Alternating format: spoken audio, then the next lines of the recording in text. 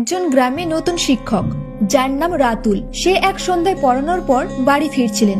তখন চারপাশে শুধু পেঁচা ডাকার শব্দ আর কালো গাছের ছায়া। হঠাৎ পেছন থেকে ভেসে আসে একটি নারীর মৃদু কণ্ঠ, এই তুমি শুনতে পাচ্ছ?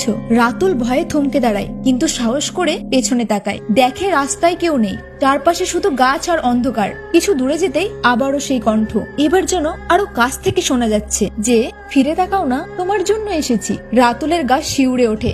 রাস্তা যেন লম্বা হয়ে যাচ্ছে, দৌড়েও শেষ হচ্ছে না। হঠাৎ তার সামনে কুয়াশার মধ্যে থেকে আবছা এক নারীর ছায়া দেখা যায়, যে কিনা হাত বাড়িয়ে দাঁড়িয়ে আছে। তারপর রাতুল থেমে যায়, তার পা ভারী হয়ে গেছে। নারীর চোখ দুটো আগুনের মতো জ্বলছে এবং তার ঠোঁটে রহস্যময় হাসি। শেষবার সে শুনতে পায় সেই ভৌতিক কণ্ঠ।